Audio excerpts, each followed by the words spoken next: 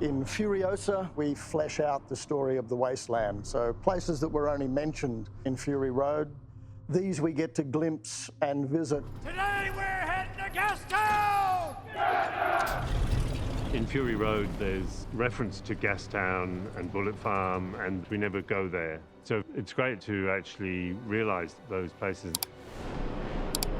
Gastown, we envisage sort of like those shots of Saddam Hussein pulling out of Kuwait and setting fire to the derricks. The desert, the dust and the sand itself are all stained with sulphur and black.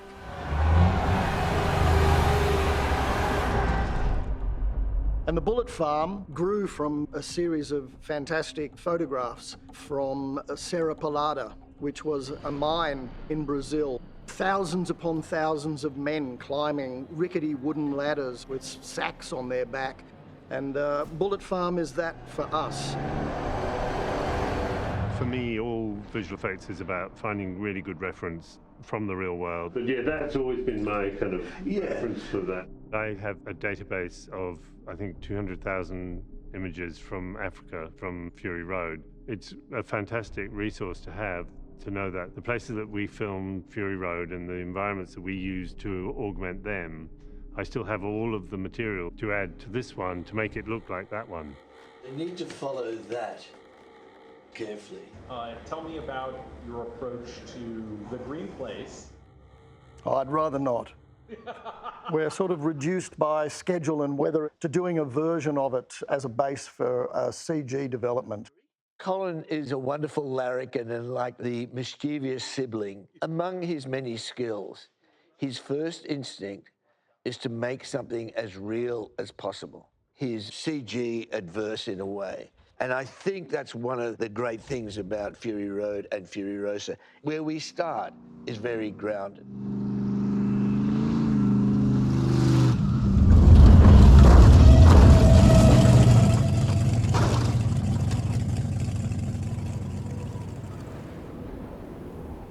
Got the sim trap.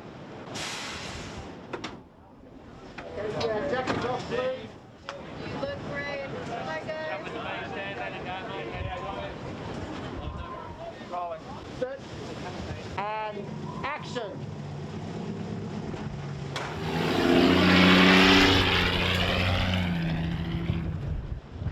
And cut. It's our first day of production. It's raining and we've just lost the sun, but it's been a great day. Day number one. Let's see how we go for the rest.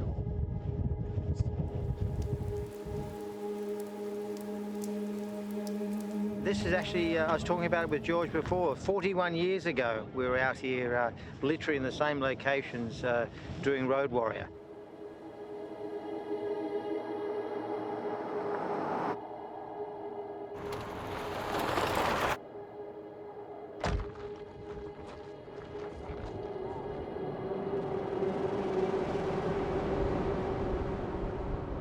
Broken Hill is an extraordinary place. It is the red dirt center and where Mad Max, I guess, is best remembered from. That was where the main unit started shooting in June 2022. I remember we were doing our first testing and there we were out in the desert driving wacky cars across the landscape. My AD department, you know, none of them had worked on Fury Road, but they're so excited. They said, oh, we feel like it's a Mad Max film now. So it was good to get that sort of DNA into people and the crew early on in the schedule. Another day in the wasteland. This is really the way that this great horde has come together.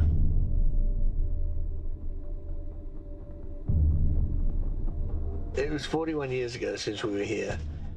Yeah, obviously you're nostalgic, lots of memories. We happen to be here in the winter.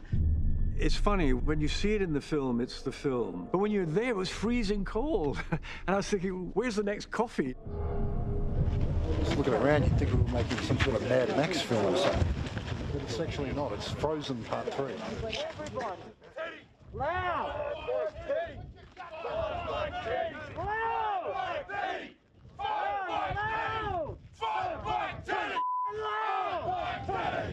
This is the most bizarre world.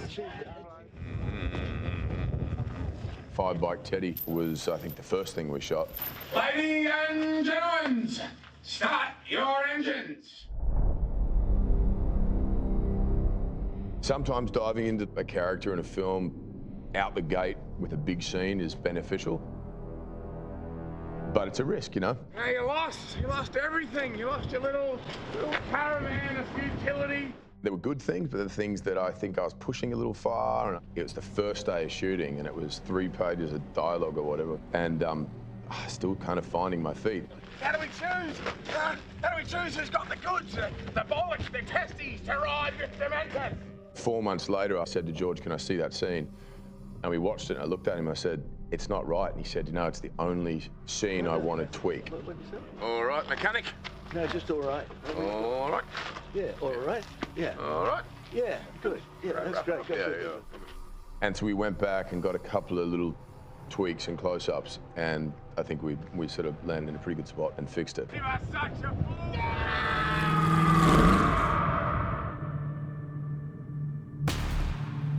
Everything in making a film is ultimately an attempt to manage money or the investment that, in this case, the studios are putting in so that it becomes a profitable business.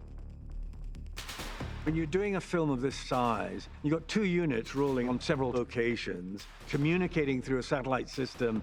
You have a massive crew, 1,000 people behind the scenes and however many you got on set. You got to feed them and sanitation. You're in a desert.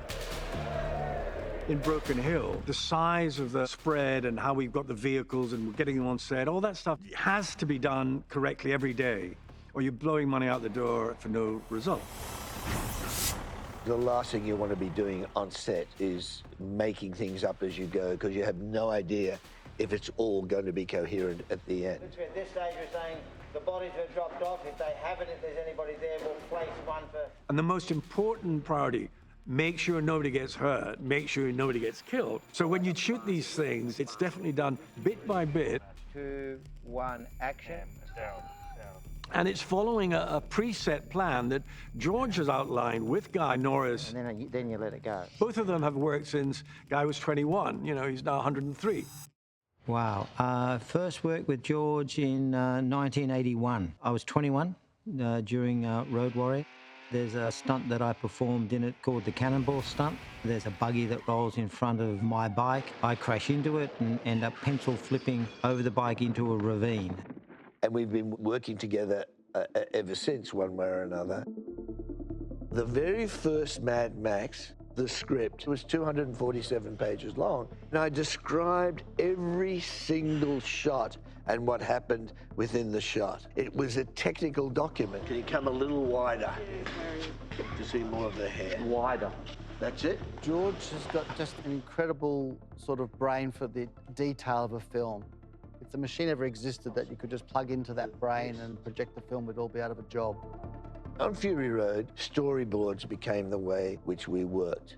We did do some previs, but we had a thing where every day in the middle of the Namibian desert, Guy had scale models of each of the vehicles. And we'd have these meetings, which were very safety driven, and we'd drill that with the toys. Guy is one of those people who's evolved his process with the technology. Thanks, mate. Yeah, that's great. It's a great system. I really like that. Oh, great. Yeah, good. Toy Box really came out of our work and our design process with George.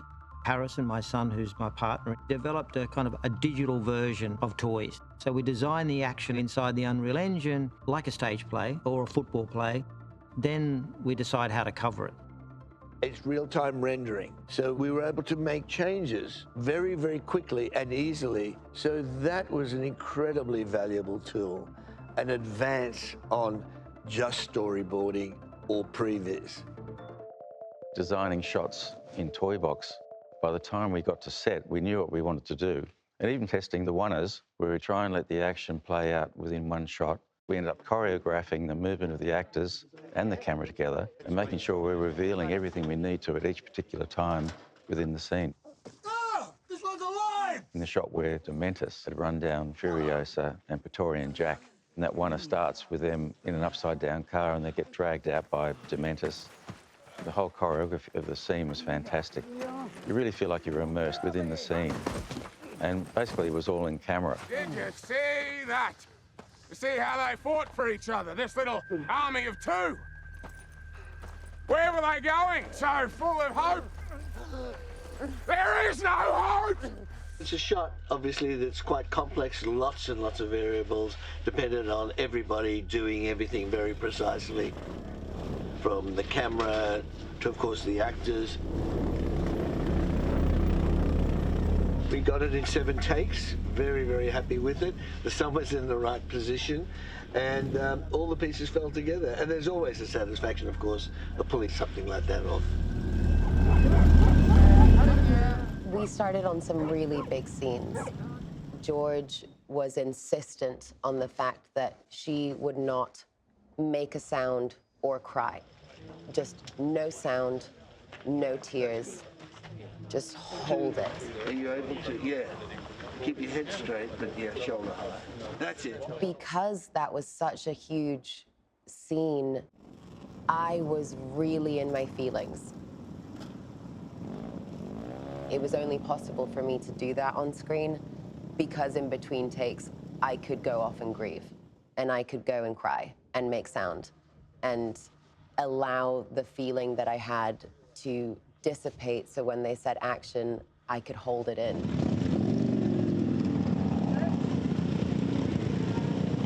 One of the things that was really important to me was I didn't want to look at Dementis in that moment because I didn't want we didn't want to give him the satisfaction of her attention. Her attention only existed for Praetorian Jack, and she was going to give him the dignity of her regard. There was, you know, a moment on top of the monster truck after Praetorian Jack had been killed. You know, they've been dragging the body around for hours and hours, and in the script, Dementis was like bored and he wants to go home. And something in that moment, you know, the sun was setting. It was quite a beautiful evening out in Broken Hill. There was a nostalgia to the moment and a kind of a sadness that I said to George, oh, I think he's like, on some level, is realizing that this isn't fulfilling, this isn't bringing what he hoped would bring him. It's a residual kind of thing here that is just, something is, something's not right about this. There's like an addiction to violence because it's stimulating, and it's a shot of adrenaline and it's exciting for a minute. And then after a while, he's become acclimatized to that feeling and he's no longer getting high anymore. And there's a stillness and a quietness to the moment, which I thought was quite tragic for the character at that point. And that always has stuck in my mind. Action sequences have to be about character.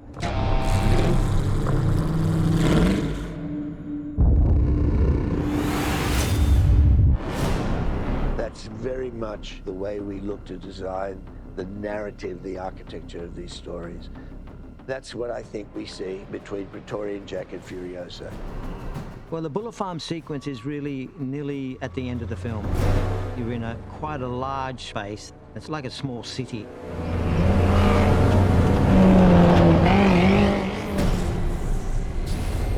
The real challenge is how do you tell a story in a multiple location place, but make sure you keep all the strands so we understand where everybody is. What's the geography of the action? What are each of them doing at that particular stage? And how does that drive the story forward?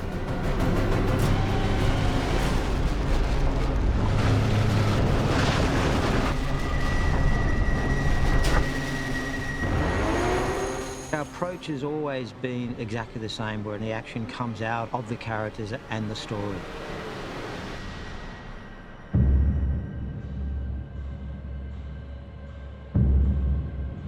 Both our hero and heroine have been separated now. They're both under fire. And so Praetorian Jack, to help Furiosa, he reverses the vehicle, picks up this El Rancho vehicle and slams it back into the portcullis, killing the rest of the guys to basically protect her. They've made an agreement, and she knows if he fires the flare gun, that's what that means. It's a very quick decision he makes. He can only make it quickly. Yeah, I want to really hold the moment of Dementis and Furiosa looking at each other. Yeah. As the truck pulls in, I'm already looking that way. Oh, yeah. He's prepared to give up his self-interest, possibly die, for her to fulfill the promise to the mother. And she makes that mistake, or what appears to be a mistake, for a second time, cannot help come back for him. And they both know at that moment that it's not just words, it's by actions that there is a positive regard for each other. That's the purpose of that action sequence. We'll do it. Okay. We're definitely going to do it. It's a really good idea. So I think it's kind of your job to always be aware of where you are in the story. So whilst it can feel a bit bitty at times, you then get to see it all cut together and you understand that. I did two things that really, really helped me. One, I would rewatch action sequences in Fury Road because that gives you an understanding of how it's edited together. And I also started watching dailies because it helped me understand the world more. And that allowed me to be incredibly vulnerable within it. You know, if she's going to drive off now, leaving a dead body with a bullet hole through the back of his head, then we say, oh, gee, that doesn't make me feel a lot. This character, the second I read her, I was like, oh, okay. This is going to be one of those ones where it's very difficult to separate yourself. And that has been hard to let go of when I go home. But I hope that that means that something is working because all I care about is telling this person's story. The scene I was most nervous about was the face-off between Furiosa and Dementis. It's a battle of wits and words, and he doesn't have the tools he normally has to defeat someone. The scene, like any climactic moment, it has to hit the right notes and deliver what the intent was. You take two individuals in some extremely isolated place, and their essence is finally revealed at the end. The whole sort of the film builds up to that encounter. So we did that towards the back end of the shoot. We mean, it's like she doesn't kill him because there's no satisfaction. She wants more than just his death. As we're leading up to that scene, we had rehearsals, we interrogated the screenplay over and over again. Because maybe the gun is what makes me go, Little D, Yeah, her hair was black, whatever it is, the I know who you are, okay? When you call her Little D, if that was when it came in, it's like, oh, this is different. You do remember what you did to my mother. Can I say, the moment he gives you that, and you get a catharsis, it's going to erode the catharsis later. Originally, that scene was a conversation at the end of the movie. We're looking at a vengeance tone. We've seen them. The first Mad Max was a vengeance tone. In classic stories of avenging angels, the person seeking retribution is cold and dispassionate and immovable. It's like this character has been chasing this man for so long, and she has him alone in the desert, and she can just feel her feelings. It is important to me to have a breaking down of this more metallic Furiosa. The way that George and Nico had written that scene and then what Anya insisted on having in there, it took us 4 months to get to. You know, there were a lot of conversations and variations and changes and shifts. It kind of potentially could show he got to her, and which is even more heartbreaking. Yeah. The fact that she does resort to violence. Yeah, George is a genius. He's not thinking in 2D, he's thinking in 3D. The way that I describe it to him sometimes is I'm the little ant on the ground and you're the bird in the sky that can see everything that I can't see. But I can also see stuff down here. There has to be some action that's not just intellectual discussion, is what I'm trying to say. Where do you feel it should happen? I need to grab him and scream and beat the living shit out of him. I realized by that time, Anya had more authority over the role and where she was that I had as the director. Can I just say, I think for the first time I realised that in everything that's been said, you should do something to him. Thank you. Every time. We've got to work out what it is. George was generous enough to really feel my passion and my feeling towards it and go, okay, I think maybe there's something in that. It's just been incredibly collaborative in that aspect. It's a good thing that we went through that process. Anya knew where she was with the character. Chris knew where he was with the character. And that's how it should be. Ow! I love pain. Pain lets me know I exist. If you can't do me quick, you'll have to do me slow. Either way, you're not going to get anything close to what you want. It's good. It definitely, the wax punctuate, it worked really well. I hadn't shot a scene like that over 3 or 4 days before. Normally you would do that in a day, but the way George wanted to shoot it and the detail he wanted to have and the exploration within the scene meant that it was going to take that amount of time. No big belly for a little. Yeah, exactly. If I may. Yeah, Yes, yeah. It was very interesting for both Chris and I because we were essentially almost on different movies. So it created this sort of atmosphere where we were both just so ready to come and do this scene. I have nothing. I have nothing. I'm yours. This is the payoff of the whole film, this little two-hander scene. There's certain things you can hurry, but that sort of creative process you can't. So even though there's like a couple hundred people hanging around, you just got to give them the space and not feel like there's all these eyes watching. So the easiest thing is to just clear the set and give them the time to work it out. That's vicious. The actor and the character brings to that moment a huge amount of turmoil. It's volcanic. I had been holding so much in for such a long time. And again. George, very much at the beginning, was like, just go. My childhood, my mother, I want them back. Of course you do. I want them back! That's exactly how I felt. George and Chris were so wonderful about that because I was kind of ready to go. Once we did it a couple of times, then, you know, we went in and tweaked. By the time it came to shoot, you've built up your instincts so much that you're no longer thinking about how to react in that space. It's just what's in your gut. You idiot! You can never balance the scales of their suffering. There was a burning sort of rage within Furiosa that Anya felt so strongly about, which really dictated then Dementis's reaction.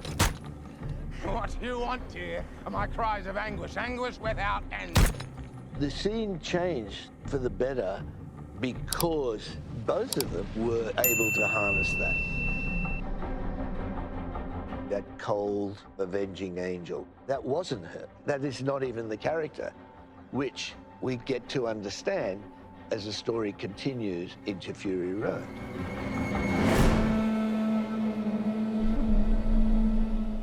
And thank you. Thank you, PJ. Thank you. Thanks, honey. Thanks.